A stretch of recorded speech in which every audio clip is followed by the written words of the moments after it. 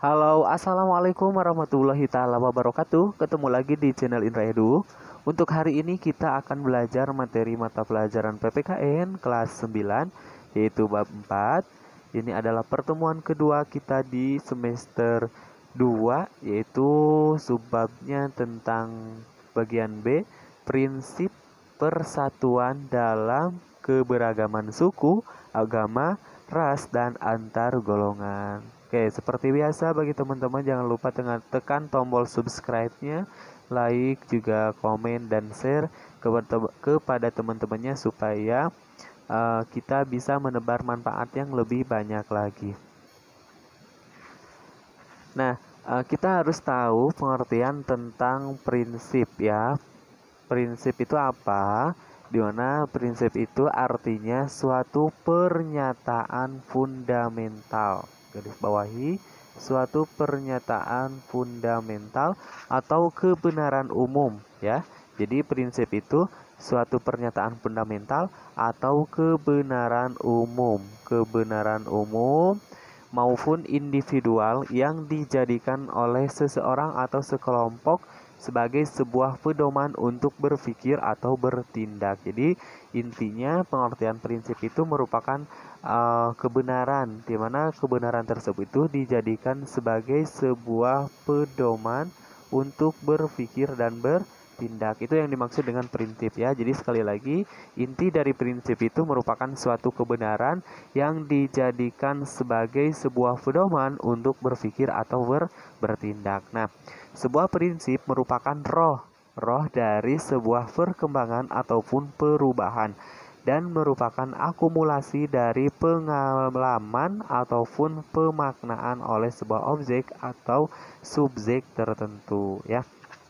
Itu pengertian tentang prinsip dan sebuah prinsip merupakan roh dari sebuah perkembangan ataupun sebuah perubahan dan merupakan akumulasi dari pengalaman ataupun pemaknaan oleh sebuah objek atau subjek tertentu.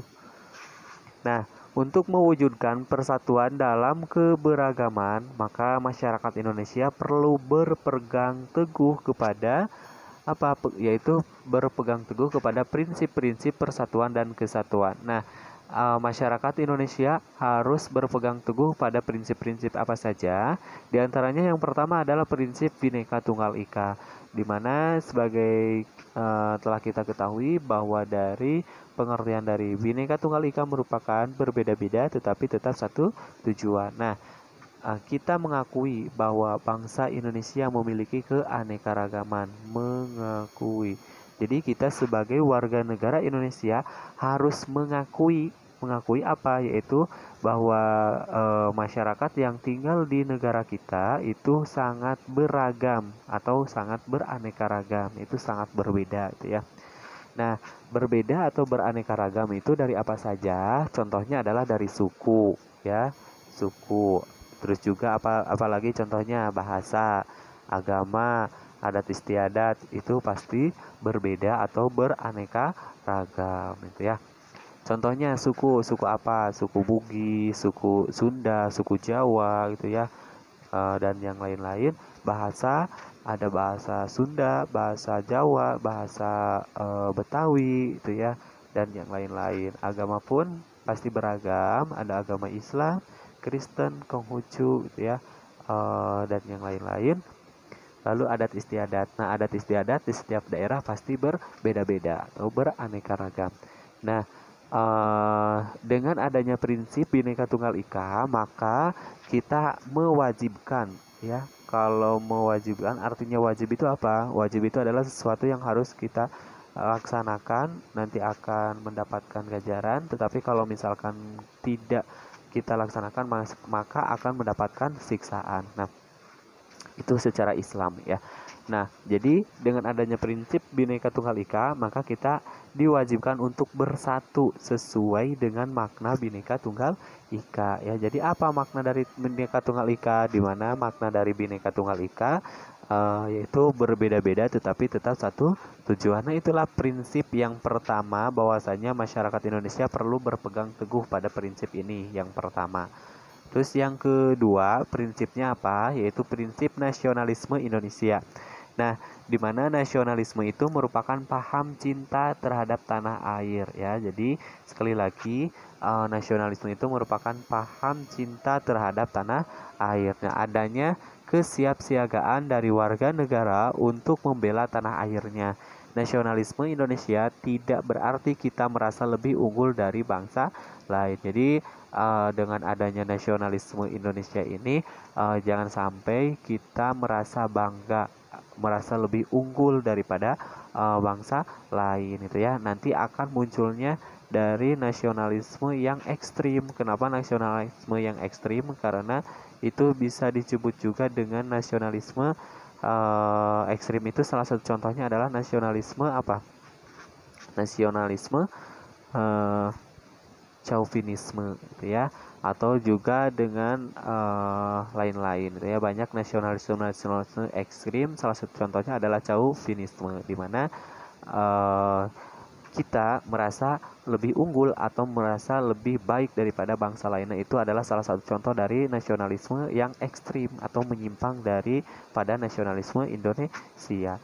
Nah, kita yang selanjutnya, kita tidak ingin memaksakan kehendak kepada bangsa lain sebab pandangan seperti itu akan mencelakakan bangsa kita ya. Jadi kita jangan sampai memaksakan kehendak bahwasanya kepada bangsa lain itu mengakui misalkan ini bangsa Indonesia adalah bangsa yang sangat baik ya, bangsa yang lebih baik daripada bangsa kalian. Nah, itu tidak boleh karena nanti akan mencelakakan bangsa kita sendiri.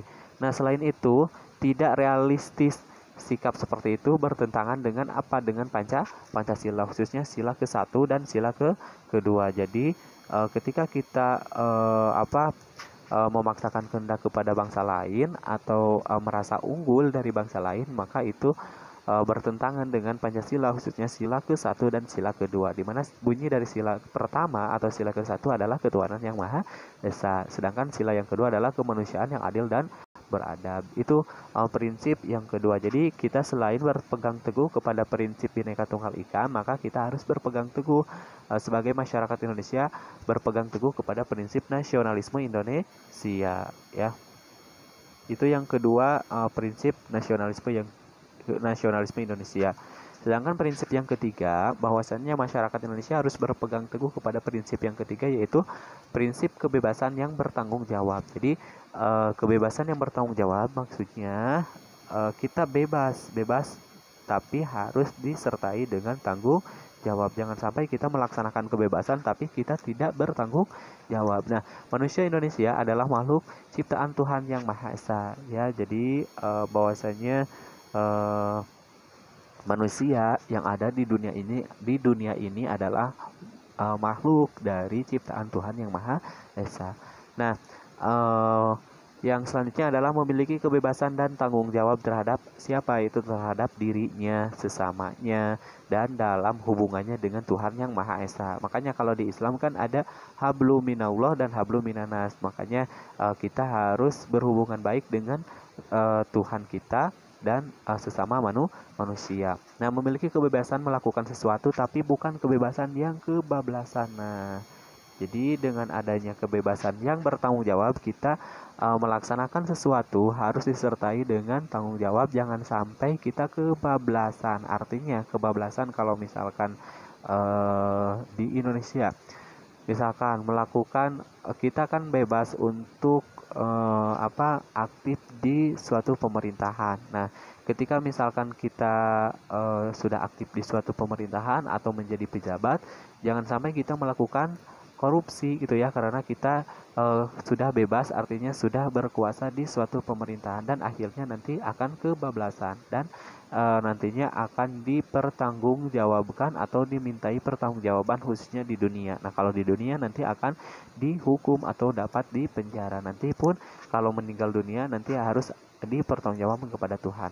Nah, kebebasan yang dipertanggungjawabkan kepada Tuhan yang Maha Esa, manusia serta bangsa dan negara. Jadi maksud dari bertanggung jawab di sini yaitu kebebasan harus bisa dipertanggungjawabkan kepada Tuhan Yang Maha Esa, kepada manusia atau kepada sesama manusia, dan yang terakhir adalah kepada bangsa dan negara. Nah, itu prinsip kebebasan yang bertanggung jawab. Ingat, jadi intinya dari prinsip ini kita bebas untuk melakukan ekspresi-ekspresi yang bagus gitu ya, khusus untuk cita-cita kita, cita-cita bangsa gitu ya, itu dibebaskan.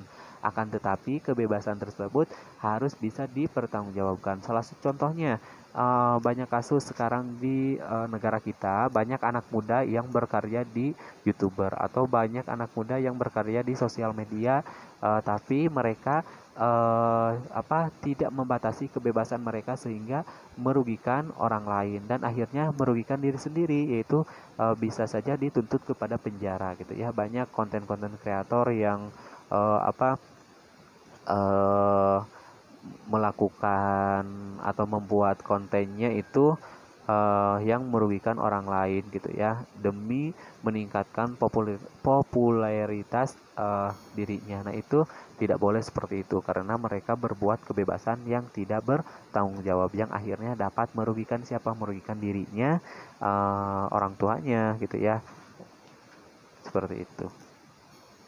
Yang selanjutnya, yang ketiga adalah prinsip wawasan Nusantara. Nah, maksud dari wawasan Nusantara merupakan cara pandang bangsa Indonesia tentang diri dan lingkungannya yang merupakan satu kesatuan ipolexos budhankam, ideologi, politik, ekonomi, sosial, budaya, dan pertahanan dan keamanan. Nah, dengan wawasan Nusantara, kedudukan manusia Indonesia ditempatkan dalam kerangka kesatuan ipolexos budhankam.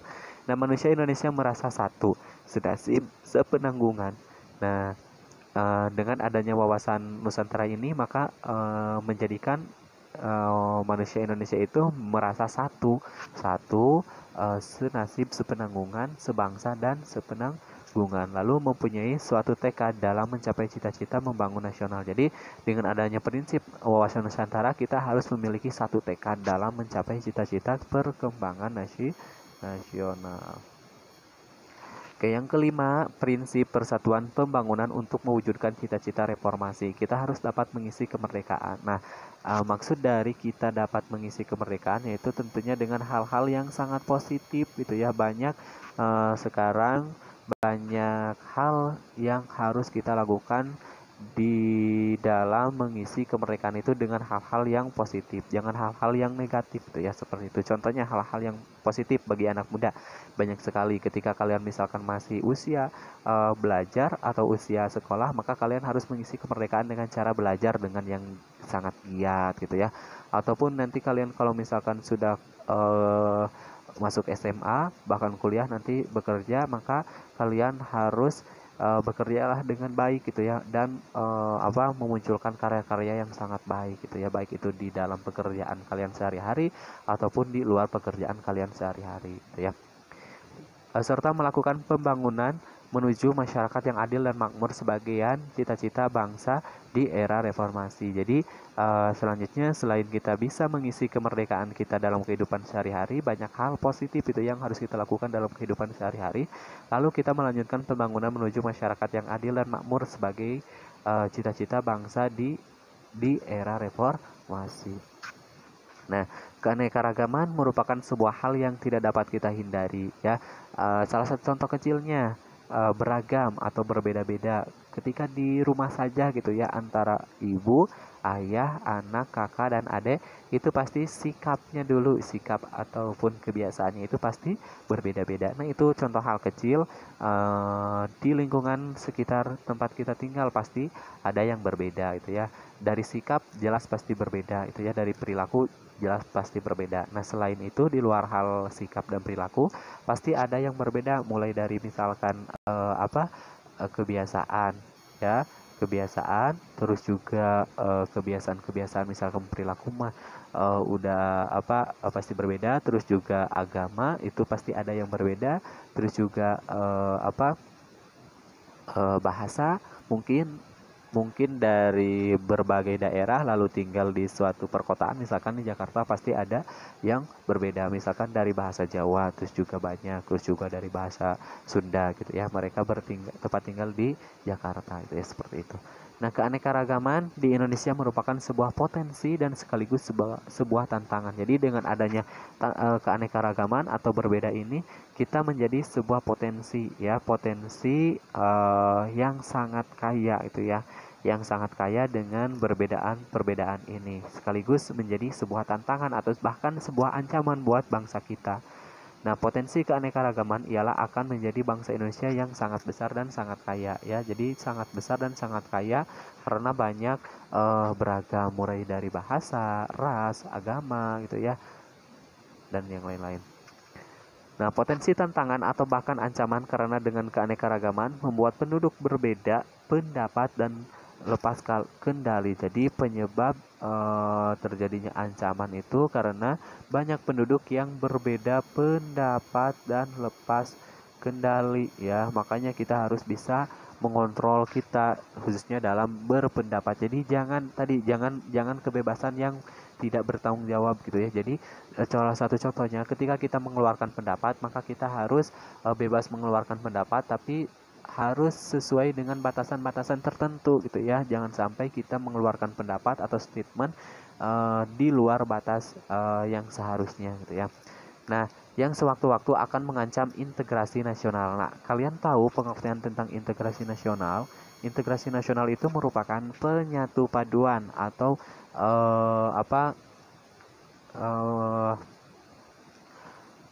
selain penyatu paduan, artinya sekumpulan bangsa Indonesia itu menjadi satu gitu ya, atau penyatu paduan menjadi satu. Sedangkan kebalikan dari integrasi nasional adalah disintegrasi nasional, atau disebut juga dengan ancaman dari integrasi nasional tersebut ya, dimana pengertian dari disintegrasi nasional itu adalah perpecahan antar suku, ras, agama, dan yang lain-lain. Nah, segenap bangsa Indonesia harus mewaspadai segala bentuk ancaman yang dapat memecah belah bangsa Indonesia, yaitu dengan apa? Dengan senantiasa mendukung segala upaya atau strategi pemerintah dalam mengatasi ancaman tersebut. Gitu ya. Makanya kita harus kerjasama dengan pemerintah. Apapun yang pemerintah keluarkan, selagi itu positif, selagi itu baik, demi mencapai sebuah integrasi nasional, sebuah penyatu paduan, sebuah menyatukan, itu kita harus mendukungnya segala upaya apa yang dilakukan oleh pemerintahan. Sekian dan terima kasih, semoga bermanfaat. Jangan lupa tekan tombol subscribe, like, juga komen. Assalamualaikum warahmatullahi wabarakatuh.